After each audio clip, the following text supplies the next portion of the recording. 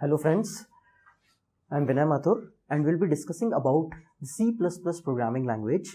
Now, to understand the language C++, the prerequisite that we are considering is that you must have a knowledge of C programming, because the constructs that we have in C++ are almost inspired by the C. So the for loop, the if condition, the switch case statements, functions, arrays, all those concepts are totally inspired by C programming language. So the knowledge of C is required to have a basic understanding of C++. In this series of video lectures, we are going to focus on the concept that is used in C++, that is the concept of object-oriented programming, which we commonly call as OOP. So to understand this concept, we must know what exactly is the difference and what are the new things that we have in object-oriented programming. The language that we know till now, or what prerequisite we actually expect here, is the C language, which follows the concepts of procedure-oriented programming, which we commonly call as the POP. Now, what this procedure-oriented programming is, it is, in this procedure-oriented programming, the problem is solved as a sequence of the statements. Now, so what our focus is on performing the task, on doing the tasks that are required to solve that particular problem. So, in general, when we talk about programming, we say that it follows the concept of IPO, input, processing, and output. So let's take very simple steps, that if a problem is to be solved, it follows a sequence of statements. So what sequence of a statement it should have? It should take the input that is required to solve that problem. So the sequence of statements would consist of the statements to input the data, then the processing or the calculation that we need to do to solve that particular problem, and then to deliver the output, that is display the results obtained by this programming. Now, since in procedure oriented the focus is on performing the task, its major focus is on functions. We have you must have already know about what functions are in C programming language. So there are various functions used to perform these tasks that are required to solve that particular problem. So functions are the major focus while we are considering the procedure-oriented programming. Now, you can see here how procedure-oriented programming is structured. So we have a main functions and we have different functions. Let's say from function 1 to function 6, there are various functions to perform the different tasks that are required to solve this particular problem. Now, this main function is calling function 1, function 2 and function 3. To perform its task, function 2 is calling, say, different functions 4 and 5 to perform its task. Function 3 is calling function 6, and so on. It goes on until the complete problem is not solved. So this is how the basic structure of procedure-oriented programming is. So it has a list of instructions which are organized to form different groups. Now, these groups are basically the functions that we are using to perform a specific task. As we have already discussed, that the major focus is here on functions and not on data. Here we are not at all considering what data is. Okay, so the major focus is on or major focus in procedure-oriented programming is to perform the task, that is on doing the things. So it focuses on the functions and not on data. So the least emphasis is placed on data. Now, when we say that there are various functions performing these tasks, there are multiple functions, and the multiple functions should be able to access the data items. The data items that we require to solve different problems, different statements that we have. So the data needs to be global. Since we have multiple functions, now see there are multiple functions here as we see in this diagram. So the multiple functions are there and they need to access the data. So let's take the diagram here.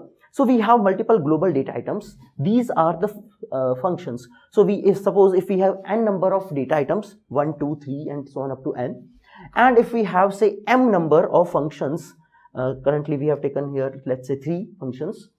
So all these global data must be accessible by the different functions that we are having here.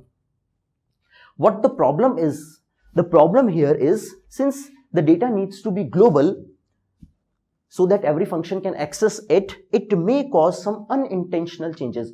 Now, since the data is global, every function can access this data and can make some changes in it.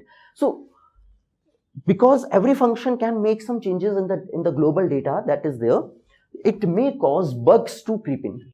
So because of this global data, there might be some chances that the data gets corrupted, because everyone is able to access the data, everyone is able to change the data and so on. Even if there are some bugs that get into our code, it is really difficult to trace out, because every function is able to change the global data. So even if you want to keep a track of how the values have been changed, it is really difficult. We have to track each and every function here. So it is really difficult to trace. Another problem with procedure-oriented programming is that it does not model the real-world problems very well. So the real-world problems are not modeled very well. The major focus is on instance of a problem and not on the actual problem. So this is because the functions are action-oriented. As we have already discussed, that the functions are action-oriented and they do not handle the problems, the elements of the problem in a proper way. So these are the major concept. These are the major concept of procedure-oriented programming. Now we are going to see some of the characteristics of the procedure-oriented programming.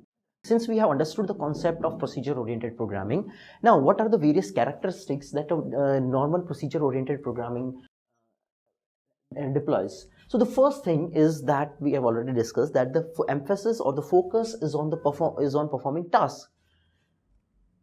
How it performs the task is that it views the problem as at a larger level, and then it divide that larger problem into smaller sub-problems, which in each individuality can be performed with the help of function. So we have a large problem is divided into smaller sub-problems, and those smaller sub-problems can be solved using functions. So this approach is usually called as the top-down approach of programming. Then the third important aspect of characteristics of the procedure-oriented programming is that the functions, as we have already discussed, that there are various functions in it. So those functions, they share the global data. Why we need to have a global data here? Because we need the data to be shared among different functions. So we need to have global data over here. Since data is allowed to be shared among multiple functions, so data can move from one function to another, and each function can change the value of the function of the data. So the data is allowed to move from one function to the another, and the functions are allowed to make changes in the data. The last important feature, characteristics of the procedure-oriented programming is that it follows the top-down approach. What is this top-down approach? This top-down approach of programming is that when a larger problem is divided into smaller sub-problems, so we have a bigger problem and we are dividing it into smaller sub-problems. So this is what is our top-down approach. This is what our top-down approach is. Now, the languages which normally follow this procedure-oriented programming concept are C, Fortran, COBOL. These are some of the common programming languages which follows the concept of procedure-oriented programming. Now we are going to discuss about object-oriented programming. We have discussed the concept of procedure-oriented programming.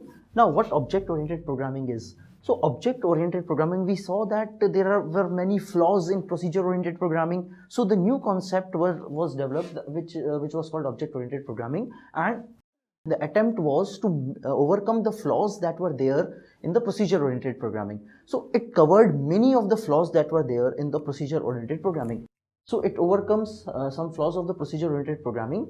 The major thing that was missing in procedure-oriented programming was that it emphasized on procedures or the functions, whereas in case of object-oriented programming, the major focus is not on functions, whereas it is on the data. So object-oriented programming treats data as a critical element and not the functions. Another important aspect of object-oriented programming is that it do not allow the data to flow freely around the system. So we have seen that in procedure-oriented programming, the major problem was caused because data was kept global and it could move from one function to another. It allows access, all the functions were allowed to access that data, which caused unintentional changes, and there was an opportunity for bugs to creep in. To avoid that, the restriction is placed in object-oriented programming on the data, and it does not allow the data to flow freely around the system. The next important feature of object-oriented programming is that it attaches the data more closely to the functions which operate on it. So in procedure-oriented programming, functions and data were considered as two separate entities, more or less. But in case of object-oriented programming, the data is attached more closely to the functions which operate on it. So both of them are considered as one unit. In major cases, they are considered as one unit. And it allows to decompose a problem into a number of entities, which we call as objects. These objects allows the data and the functions to build around it. Okay, so the data and the functions are built around the objects that we create. Now, this is how we organize the data and functions in object-oriented programming. So let's suppose there are three different objects, say X, Y, and object X, object Y, and object Z. Each of it have its data and functions. Okay. Now, the data is accessible. You can see here that the data is accessible by the functions that are associated with this data. These functions can access this data. Similarly, for the other object as well, that this data is accessed by these functions. So the data is accessible by these functions. Now, if one object wants to communicate with the another object, the communication takes place with the help of the functions that are associated with these objects. So if the object X wants to communicate with object Y, the means to communicate is with the help of the functions that are associated with any of the function that is associated with object X and any of the function that is associated with object Y.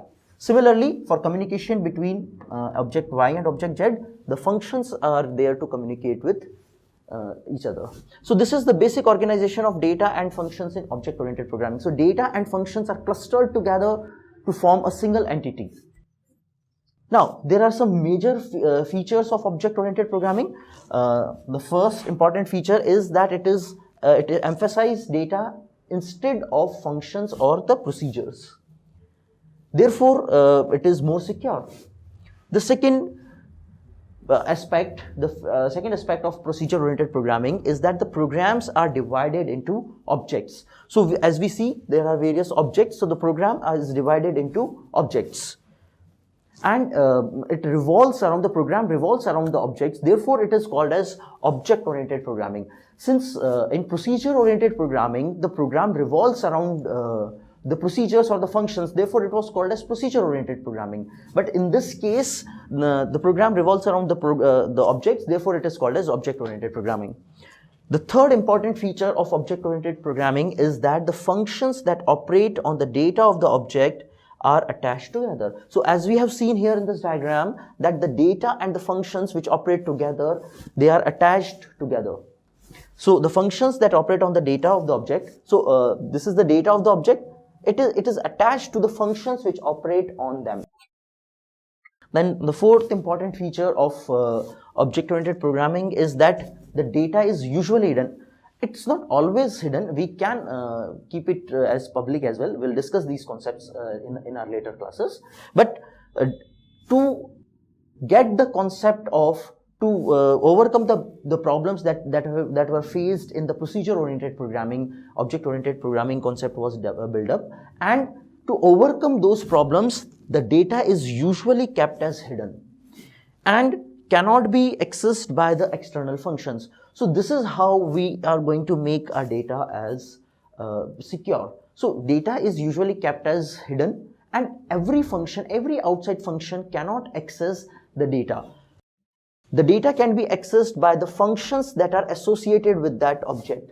So we can see here that this function is able to access the data, but if there is any outside function, that data, let's say if there is a function, this is say outside function, this function cannot directly access that data. The fifth important aspect of object-oriented programming is that the objects may communicate with each other through the functions. So we have seen here that how the communication is taking place within the various objects is with the help of the functions that are associated with that object. The sixth point, the feature of object-oriented programming is that we can easily it is easily scalable. We can easily add on the features in it, so that we can easily add on new data and functions whenever required. Then the last point or the last feature of object-oriented programming is that it follows the bottom-up programming approach. So in procedure-oriented programming, the approach that was followed is top-down approach.